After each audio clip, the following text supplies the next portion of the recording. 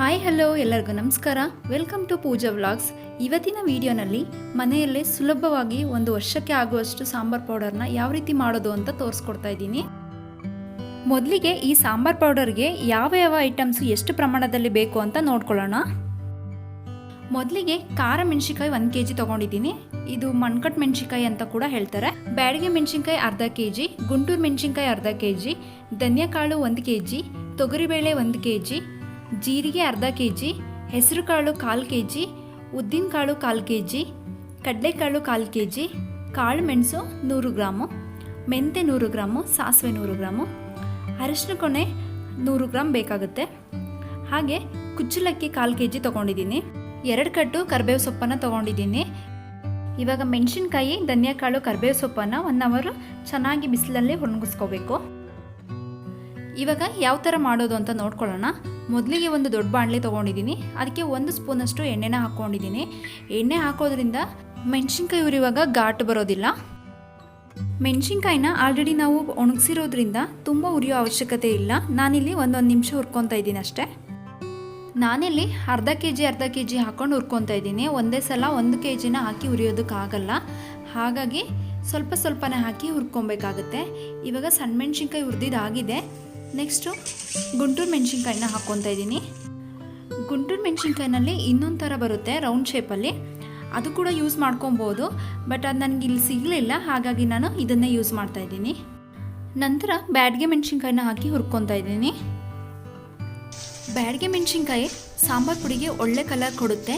ಇದನ್ನು ಕೂಡ 1 ನಿಮಿಷ ಹಾಗೆ ಹುರ್ಕೊತಾ ಇದ್ದೀನಿ. ಇವಾಗ ಮೆಣಸಿನ್ಕಾಯಿ ಎಲ್ಲ ಹುರಿದಿದ್ದಾಗಿದೆ. ನೆಕ್ಸ್ಟ್ ಧನಿಯಾಕಾಳನ್ನ ಹುರ್ಕೊತಾ ಇದ್ದೀನಿ. ಅದನ್ನು ಕೂಡ ಅರ್ಧ ಹಾಕಿ ಹುರ್ಕೊಬೇಕು. ಇದನ್ನು ಕೂಡ 1 ನಿಮಿಷ ಹುರ್ಕೊಂಡ್ರೆ ಸಾಕು. ಧನಿಯಾಕಾಳನ್ನ ಸ್ಮೆಲ್ಲು ಸಾಂಬಾರು ಪುಡಿಯಲ್ಲಿ ಮೇಯ್ನ್ ಆಗಿರುತ್ತೆ.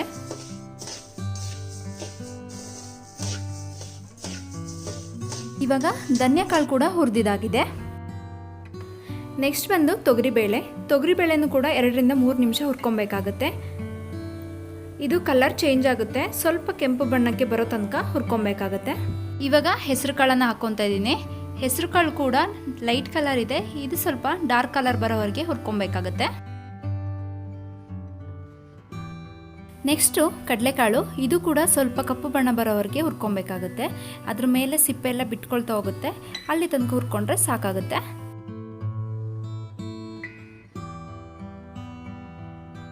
ನೆಕ್ಸ್ಟ್ ಬಂದು ಜೀರಿಗೆನ ಹಾಕ್ಕೊತಾ ಇದ್ದೀನಿ.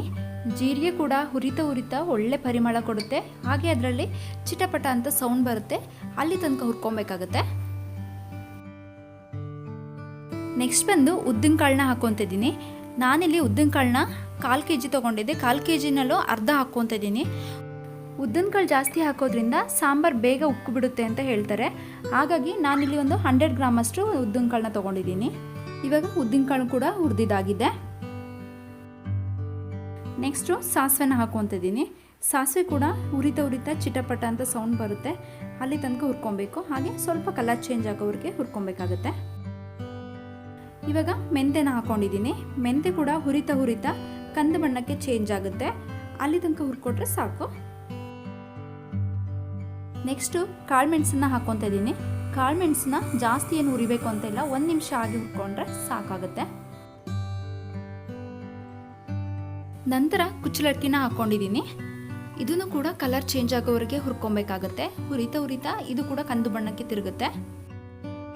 ನೋಡ್ಬೋದು ಕಲರ್ ಯಾವ ಥರ ಚೇಂಜ್ ಆಗಿದೆ ಅಂತ. ಈ ಹದಕ್ಕೆ ಹುರ್ಕೊಂಡ್ರೆ ಸಾಕಾಗುತ್ತೆ.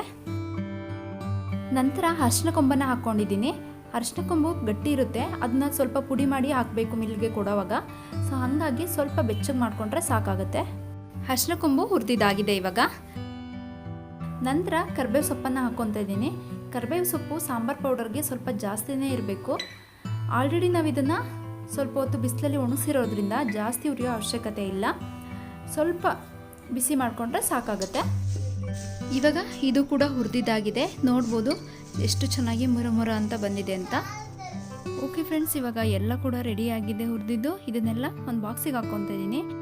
ಮೆಣಸಿನ್ಕಾಯಿನೆಲ್ಲ ಈ ಥರ ಸ್ವಲ್ಪ ಮುರಿದು ಹಾಕ್ಕೊಬೇಕಾಗುತ್ತೆ. ಇವಾಗ ಪ್ರತಿಯೊಂದನ್ನು ಒಂದು ಬಾಕ್ಸಿಗೆ ಹಾಕ್ಕೊಂಡಿದ್ದೀನಿ. ಅರಿಶಿನ ಕೊಂಬನ ಸ್ವಲ್ಪ ಪೌಡರ್ ಥರ ಮಾಡಿ ಹಾಕ್ಕೊಂಡಿದ್ದೀನಿ. ಇದನ್ನೆಲ್ಲ ಮಿಲ್ಲಿಗೆ ಹಾಕ್ಸ್ಕೊಂಬರೋಣ. ನೋಡ್ಬೋದು ಇವಾಗ ಸಾಂಬಾರು ಪೌಡರ್ ರೆಡಿಯಾಗಿದೆ. ಇದು ನನಗೆ ಒಂದು ವರ್ಷ ತನಕ ಬರುತ್ತೆ. ನಾವು ಇದನ್ನು ಒಂದು ವರ್ಷ ಯೂಸ್ ಮಾಡ್ಕೊಬೋದು.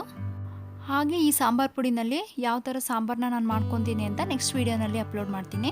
ನಿಮಗೇನಾದರೂ ವಿಡಿಯೋ ಇಷ್ಟ ಆಗಿದ್ದರೆ ಲೈಕ್ ಮಾಡಿ. ಹಾಗೆ ನೀವು ಫಸ್ಟ್ ಟೈಮ್ ನನ್ನ ಚಾನಲ್ನ ನೋಡ್ತಾ ಇದ್ದರೆ ಪ್ಲೀಸ್ ಸಬ್ಸ್ಕ್ರೈಬ್ ಮಾಡ್ಕೊಂಡು ನೋಡಿ. Thank you for watching.